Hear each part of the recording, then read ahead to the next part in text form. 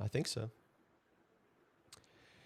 Hey, everybody. Welcome to the My Wave podcast, where we talk about my wave, my story, my life. We're looking at one topic in this episode, as in every episode, and that is the wave. The wave that a surfer has ridden, that he closes his eyes and thinks back on the most memorable wave. It may be the best wave ever. It may be a wave that wasn't so great, but it made an impact, and they just want to share about it. So super excited today to have Matt Beecham with us. He will be here in just a moment, but first a shout out to this episode's sponsor, and that would be Sully's Archery Tag. Sully's Archery Tag is played like dodgeball, but with arrows. It's a mobile event. They bring the fun to you. You can check them out at sullysarcherytag.com and look them up. And if you're in the southeast North Carolina, northeast South Carolina area, they will bring the fun to you. So here we go. Ladies and gentlemen, we have tonight Matt Beecham on this episode. Matt, how you doing? Hey, Kyle, what's happening? Good to Hey, see you. good to see you. It was just last week I saw you. You're down here Yes. in Wrightsville Beach, and got some cool stuff going on down this way. Matt, you are, what's your official title as far as what you do for a living? Yeah, a couple years ago, I started Christian ministry full-time with Christian Surfer. So I'm the regional coordinator for them for the Mid-Atlantic and Northeast at the moment, Okay. which puts me coming to your area pretty often. Yeah. And so we get to see each other. Yeah. It's been awesome to get to know you over the last, say, year and a half as we saw Wrightsville Beach Christian Surfers chapter start back up. And then just a crazy cool thing that God has been doing at Wrightsville Beach with Surf Church. And we actually had a meeting last Thursday with a group from Carolina Beach to see if we can get Christian Surfers Carolina Beach going and get a surf church started up down there. Just very, very unique opportunity. And and maybe we'll talk about how you came to this role with Christian Surfers United States here in a moment. But we're here to talk about your most memorable wave. Now, Matt, I have known you longer than I've known you. So I saw you, man, a while ago. I can't remember what year it was, but I got a hold of a copy of Noah's Ark, story of Noah Snyder there at the Outer Banks, and kind of his story of his life, and a professional surfer who had this transformation because of Jesus Christ. It was really cool story, and you were in that. That's the first time I ever saw you. So you're though a professional surfer. Do you say formerly professional surfer? Yeah. What's your official? Or just I'm a has-been. No, I'm sure. No.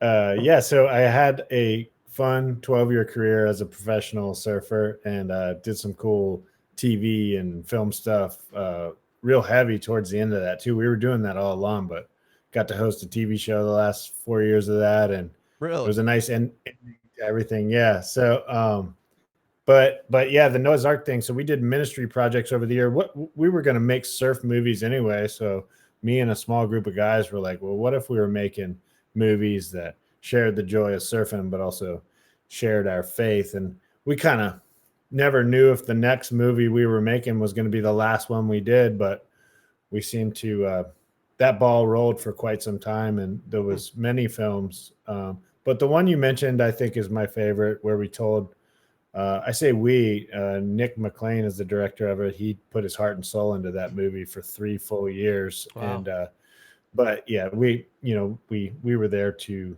advise, and, obviously we were there for the whole period of time too. But looking back, what came out of that, you'll know as a podcaster, it's important to tell good stories. It's just a great story that stands the test of time. And I knew once I saw the rough cut of it that I'd always be able to share this with someone who doesn't surf, someone who does surf, an 80-year-old person, a 10-year-old kid.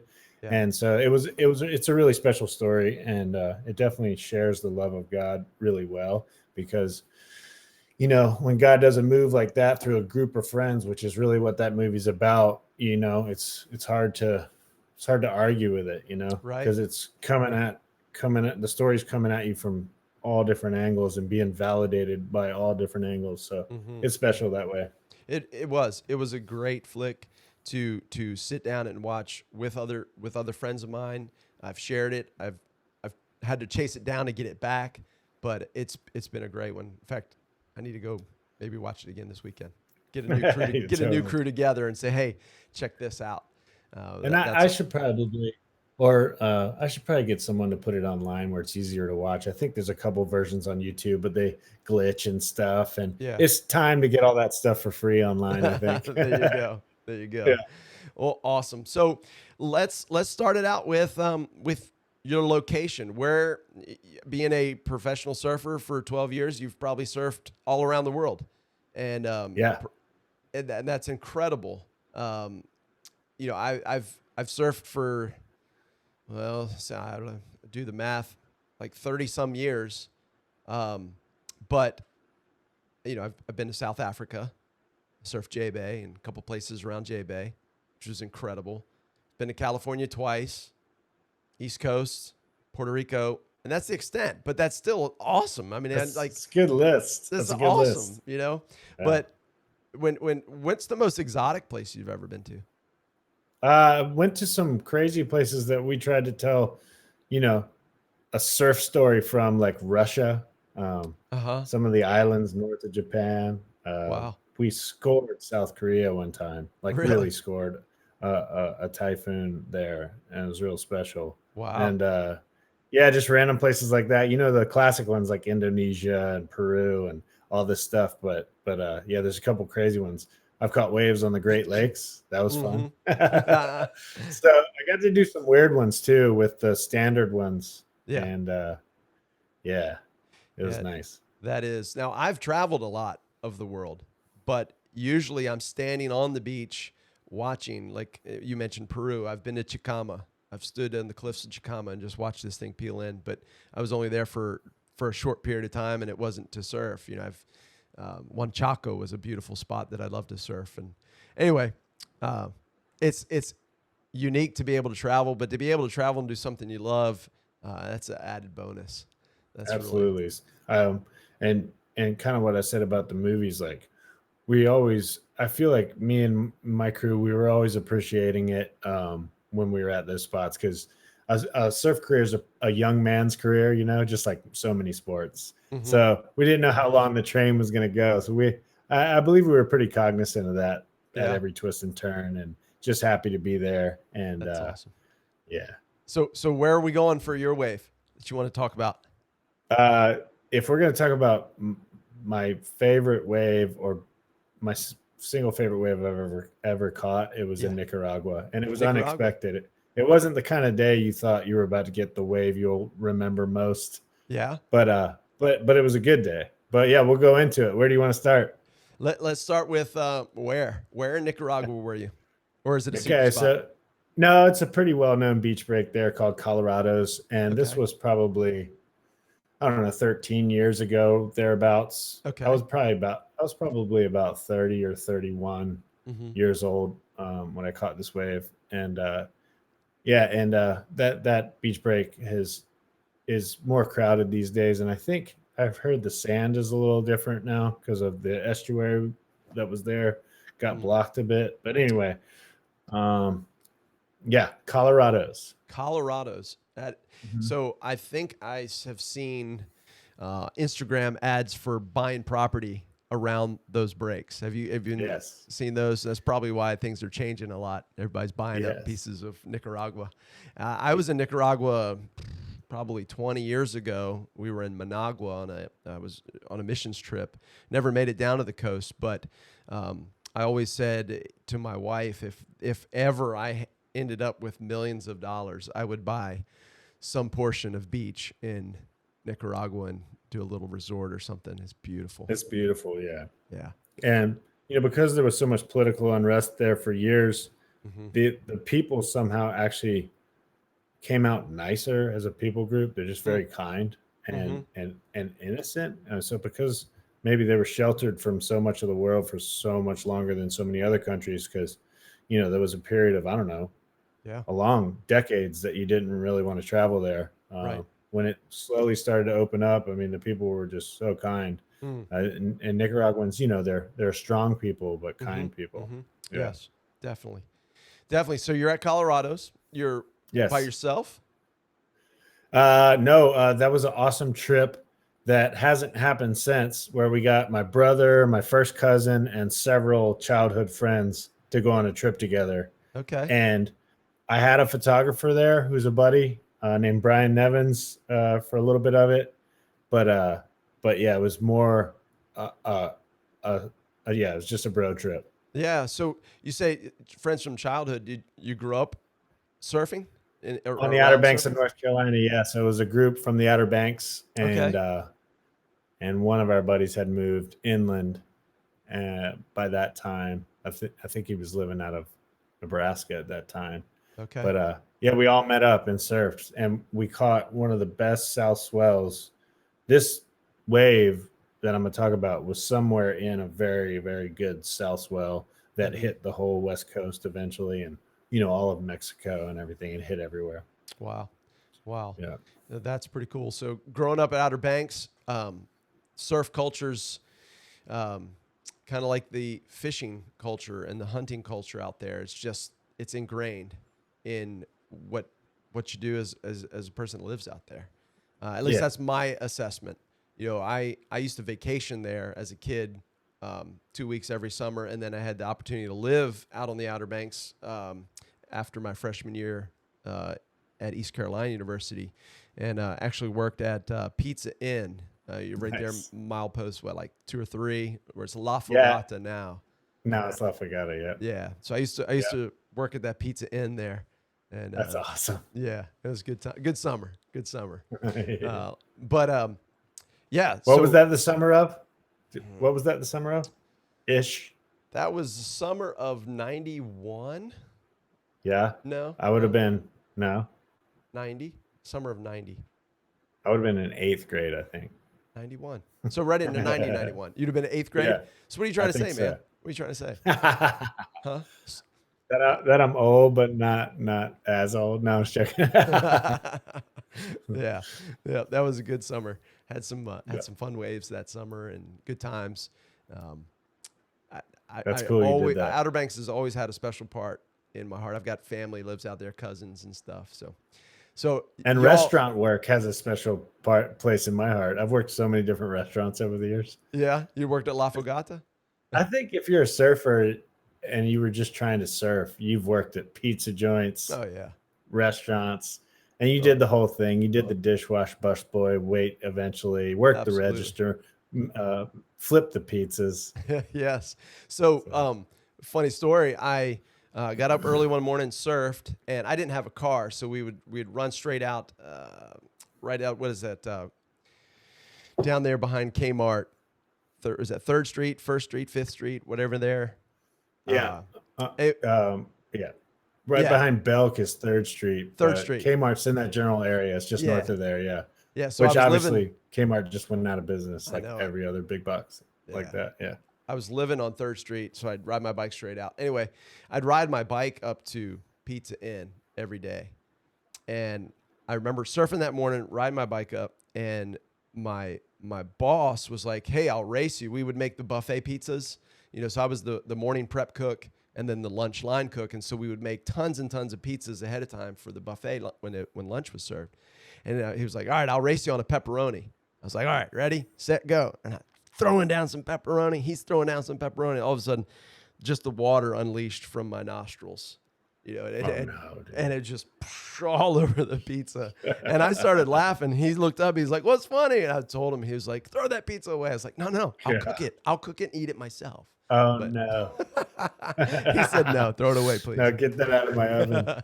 Oh, that's hilarious. Yeah. So Colorado's got a crew of family and friends from the Outer Banks, Yeah. and made your way down. And how Yeah. long were you staying? We did a good week and a half on that trip, I think. Nice. Yeah, about eight days, I think. Yeah. Nice. Now, did you know the swell was coming?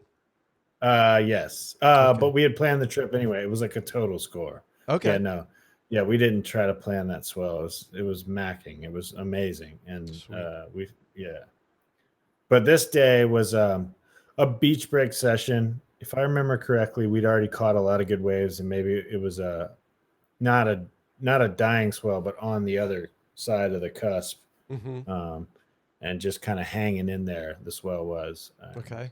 It was like a beach break session. It was double overhead on sets. It was nice and like everything you would want from a beach break. I just didn't think I was about to get a wave like this. You never do. This wave was magic. But yeah. Yeah. So Yeah. so y'all everybody out, or the people on the beach, or was everybody? It was fairly crowded. I want to say there was 40 people out probably. And Okay. and when this wave happened, it was a quick decision and I was on the a little bit uh in from where I'd been sitting most of the time. Mm-hmm. Maybe I was making my way back out. I just remember coming over a wave and seeing this double up, and it was a quick decision. You want Okay. to go through it? You want to go through Yeah, yeah. So you you it? you you perhaps finishing a wave, paddling back out. You're paddling over. You see it on the horizon.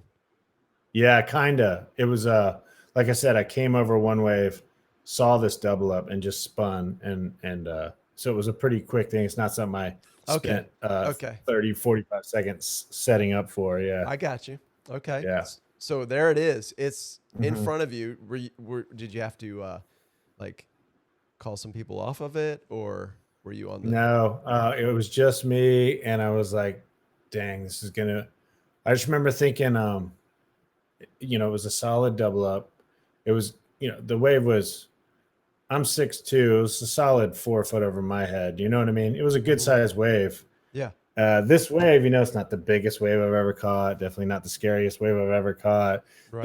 It was just magic. Like if I could do one out of every good ride and great ride, if I could Groundhog Day this wave, Yes. uh, then That's I it. would do this one. But yeah, Yeah. so I spun, and I remember thinking I gotta get to my feet real quick here. I can't mess around with this drop at all. And so hucked myself down the face, and I remember doing one big lunge for speed. A lot of times you get to your feet and you're able to go and do two lunges. And I just remember it it I pulled under, the lip was coming over as I was doing the first, like as my rail caught and I was doing the first big bottom turn lunge. That was it. That's all the time I had. That And I was was quick. in it. In it. Yeah. And a lot of times that's not enough motion to get your speed for a successful barrel, because it was Hmm. just one huge bottom turn lunge, and then you have to do the rest in the tight transition of the barrel. So And that's part of what made this wave so surprising. Go ahead, Kyle. Yeah. no. So I'm painting the picture in my mind, but there may be Yeah. some people here that are listening or watching, and they're like, "What do you mean he hucked the wave?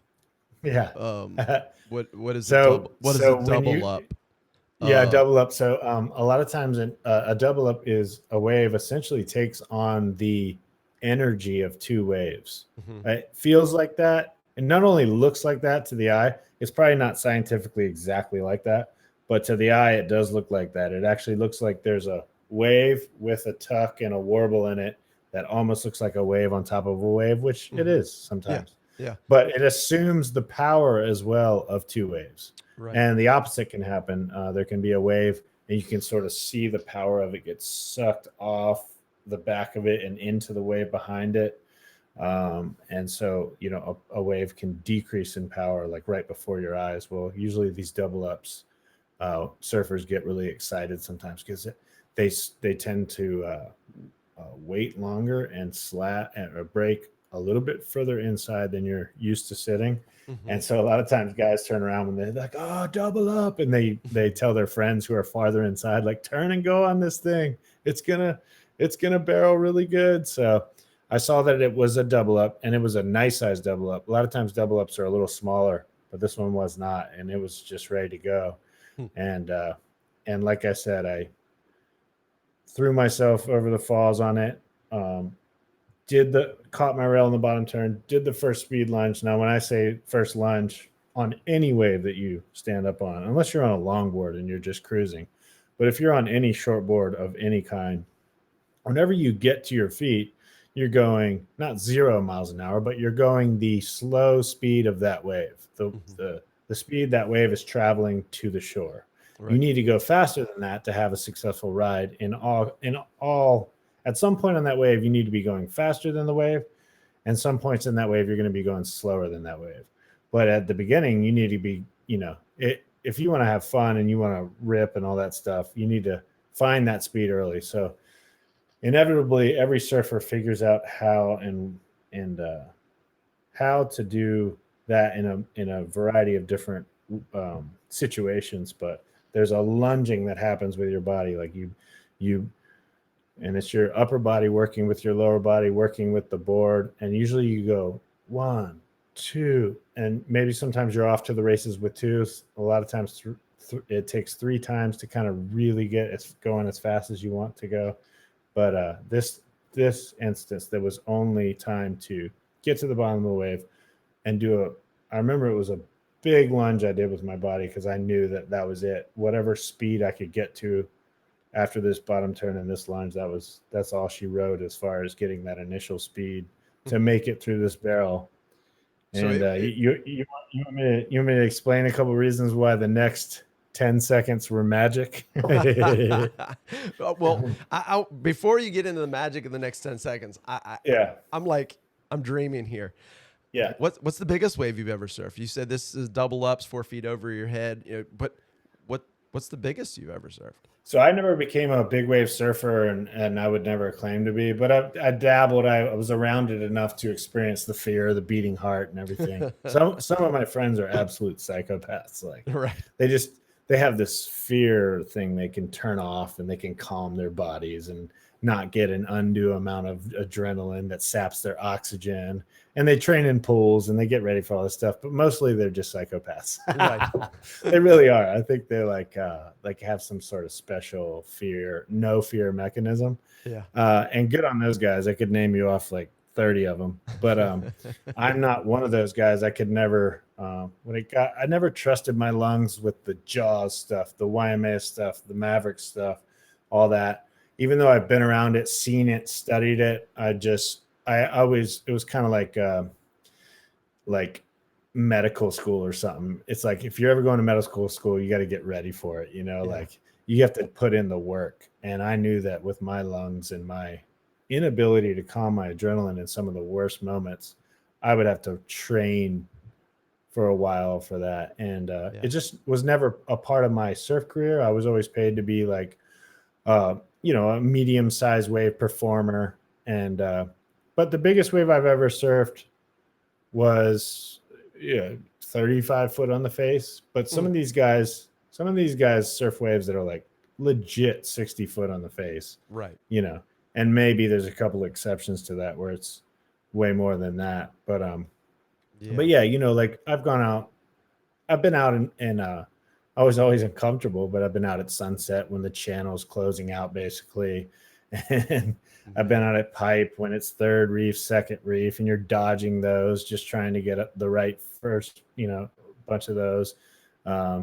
Nicaragua, done toe ins on massive outer reef stuff. And that's about the biggest that I would mess with. And my heart was always challenging me, like, so,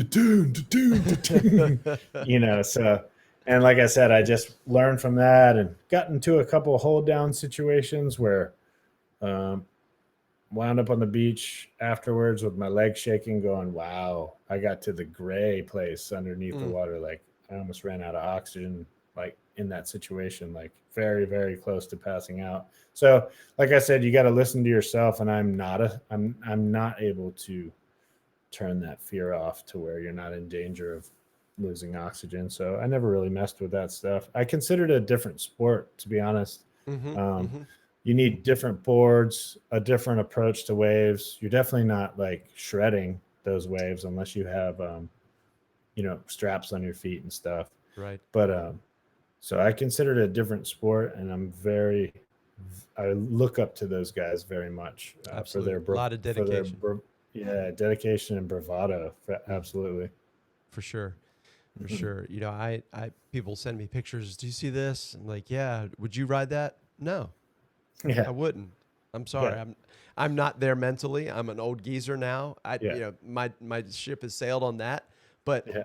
no, even when I was younger and maybe a little more gung ho, no. And it's like anything, like I would love to be in the moment and test my actual surf skills on that. Mm. But it's the paddle out and the caught inside and the 60 series of 60-foot face waves on the head that I know that I'm just personally not. I was never able to sign up for that. And I don't mind saying that. Like I'm totally okay with that. Like good on those guys, man. And all those guys pay their taxes. Yes, All those guys have stories of passing out underwater, their friends reviving them in boats, hitting the reef so hard that it does something, takes them out of the water for a year. Like you talk to every single one of those guys that I call a psychopath and I respect very much. They all have like the craziest big wave stories. Not to mention some of them are like, yeah, I was out on an outer reef and 16-foot tiger was kind of chasing me all day, and they're crazy, dude. Wow. So let's get back to Nicaragua in these next 10 seconds. Yeah, totally. So we're in Nicaragua. You want me to go through this barrel? Yes, go through the barrel, please. Yes, absolutely. Okay, so I lunge for speed, and the curtain of the wave has already come down, so I'm already in the barrel.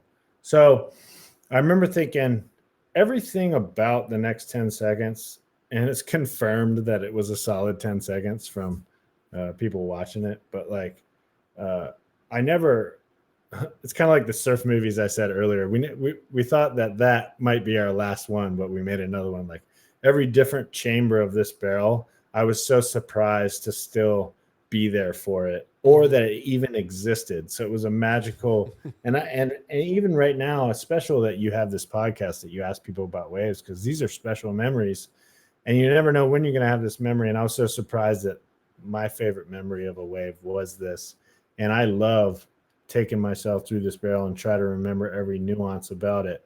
But the first chamber, the wave was big and it was violent, and I kind of got to lunge again, maybe even a couple times. And at this point already, I'm only like 2 seconds into the barrel, and I'm like, wow, this is working out longer than I thought. Now, keep in mind, for the next 8 seconds, I cannot see out the end of this barrel. No way. And usually in that situation where you can't see out the end of this barrel, you're getting hit with water, and you're going through chandeliers, and which is falling water in the barrel, and you're busting through that and getting the water out of your face. What was so magic about this barrel is I never got touched anywhere on my body by any part of the wave at any twist and turn in any different chamber of this wave that I was in. It never touched me. Like, so when I came out of this barrel 8 seconds or 10 seconds later, I took a second, and I just kind of was standing there on my board and put my head like this and just started screaming like a victory roar, but also just very surprised. I just screamed like, and I think, just like a little bit of laughter at the end of it, like, and just like eventually just fell off. And my cousin told me later at dinner that night, like, I heard you screaming, and I thought to myself, that's not a light thing that Matt's screaming like that. Something really good must have just happened. But okay, so I'm in this barrel, right? And 2 seconds into it, I'm already having these thoughts like, wow, this thing's still going. I kid you not. I made it through like the barrel went through a series of just like what's the word? Contractions. Something. Yeah. And then it would open up. And then so the next 6 seconds I was traveling and just waiting. Like I remember one time I let my balance be a little bit more on my heels than I would have, almost just kind of waiting for the barrel to do what most barrels do when you're that deep in the barrel is the foam, the white water comes under your fins and just sort of takes the board away. And if you're kind of ready for that, then you have a way less chance of your board hitting you. But I was so ready for that to happen, and it wasn't happening. And I still couldn't see out the end of this thing. And like I said, I still hadn't been touched by this barrel at any point. Let's say we're 5 seconds into it. Well, then I started having thoughts, and everything is slow motion. It literally, then I started having thoughts, and it's funny how your thoughts do, because there really was chapters in my thoughts during this thing. God made our brains to be able to, in hindsight, we can go, well, that's when I had the thought that maybe I should really tighten up here. This is like one of the best barrels I've ever been in, you know, like I had that sort of subconscious, very quick split second thought, like 5 seconds into it. So then I wasn't on my heels anymore, waiting for it to knock me off. And I was just going in another chamber. And about 7 seconds, maybe 8 seconds into it, for the last 2 or 3 seconds in this, it dawned on me that I need to try to do everything I can to make it out of this barrel. And it still had not hit me, and this barrel never hit me. And with 2 seconds left, like 15 feet in front of me, I could see the opening. I could finally see out the end of it. And at that point, my brain was literally in shock, and I was going, no way. And I still thought there was a huge chance that I could get clipped in the head or in the arm or foam balled or, you know, off my board. I still thought there was a huge chance that this barrel would end in me cartwheeling, and the next 2 seconds were just all focus and disbelief. And then I just slipped out the end. And even on the exit of this barrel, the barrel did not touch me. It did not touch me the whole 10 seconds. The wave did not lay a finger on me. It was crazy. So I came out in disbelief. I let it out this primal scream. And then I was just like, I can't remember much other than there was a guy sitting in a chair on the beach. There was a couple guys that saw it. And he was I think an American-born guy that's been living in Nicaragua for a long time.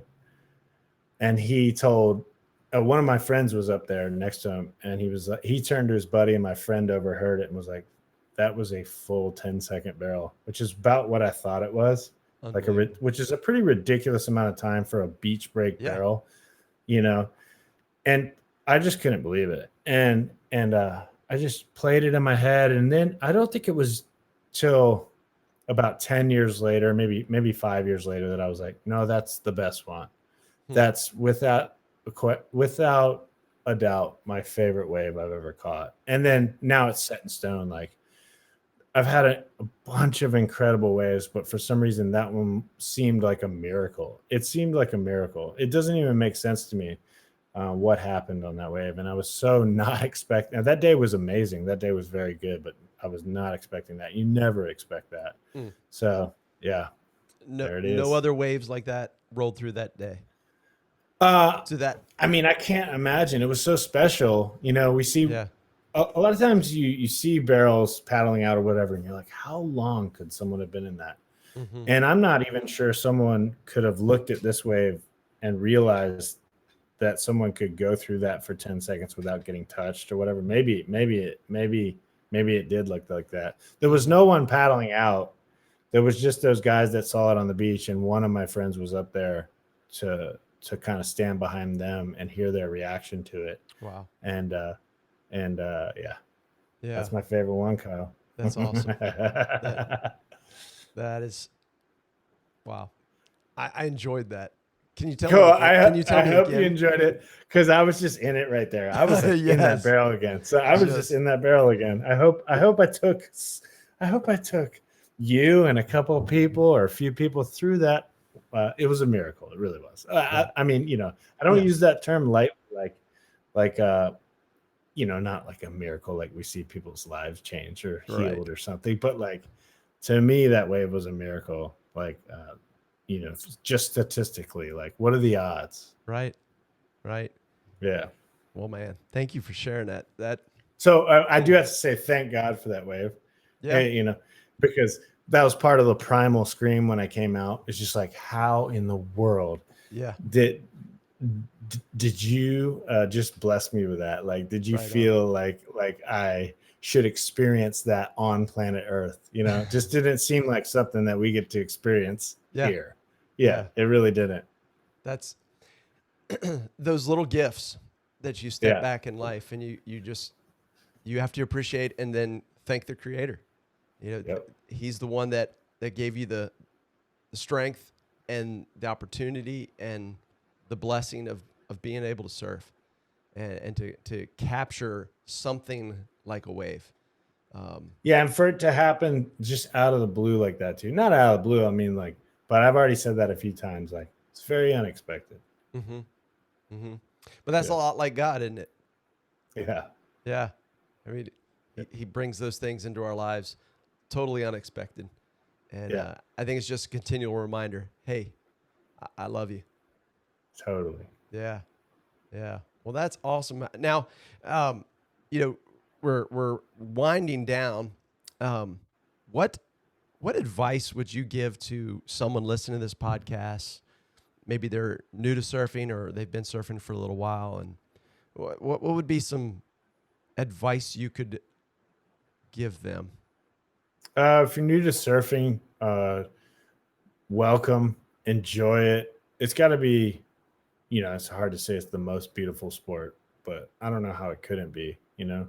Mm-hmm. And I was just talking to a group about this this week, that I think surfers have this inherent responsibility to kind of search for God.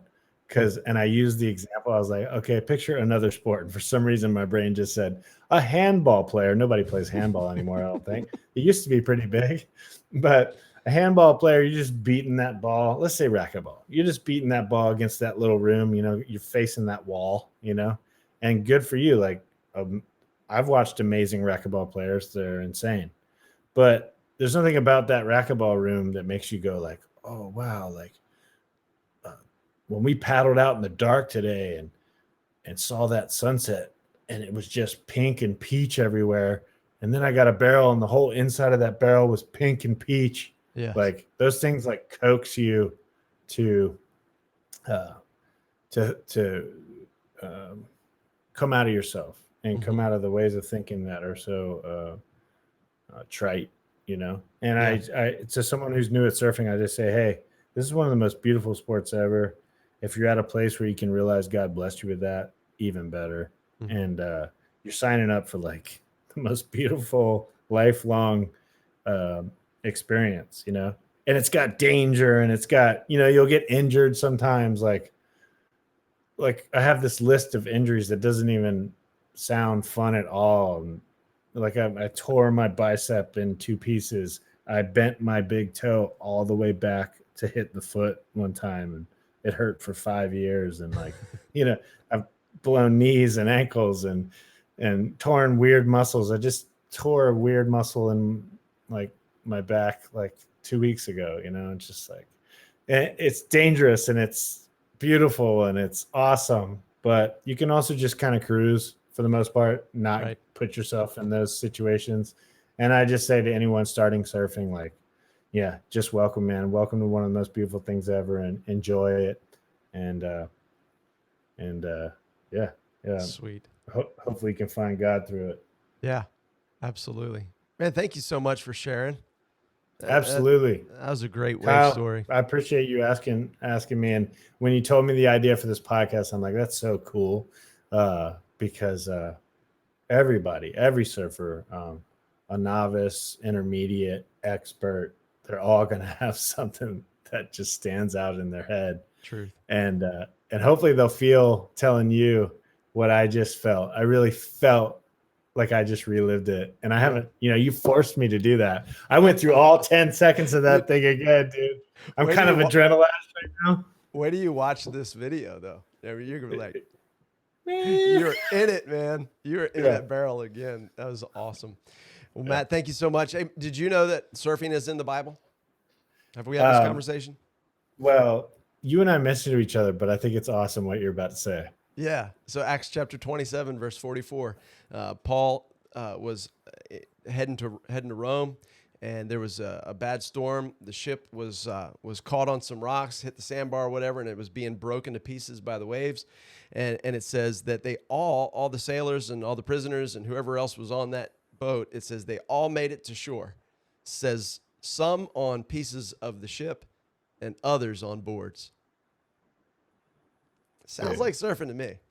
Dude, it was kind of surfing by force. Right. Like you're on a shipwreck and you make your way through the whatever the break looked like. Yes, but they surfed nonetheless. Yes. Well, my thought is, if there was, what does the Bible say? There's like over 200 people on that ship.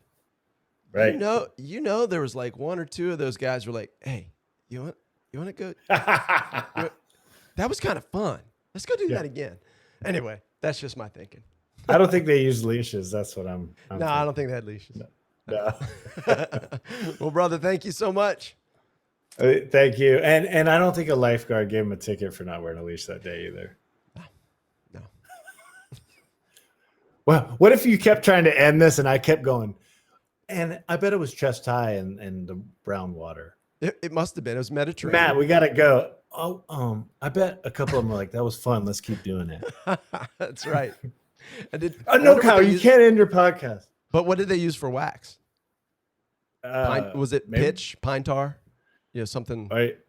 Yeah, maybe they were already that advanced in thinking like, hey, we're going to get to shore in the shipwreck, but we're going to slide off in those waves. Yeah. So they Yeah, I wonder if they laughed at the one guy that was like laying on his belly on the smaller piece going in. Yeah. Oh man. I don't know. Well, thank you so much, buddy. We can only speculate. That's right. All right, man. Well, we'll talk to you soon. Thank you again. My Wave Podcast. Hope you enjoy what you listen to. Share it, like it, subscribe, and we'll see you soon.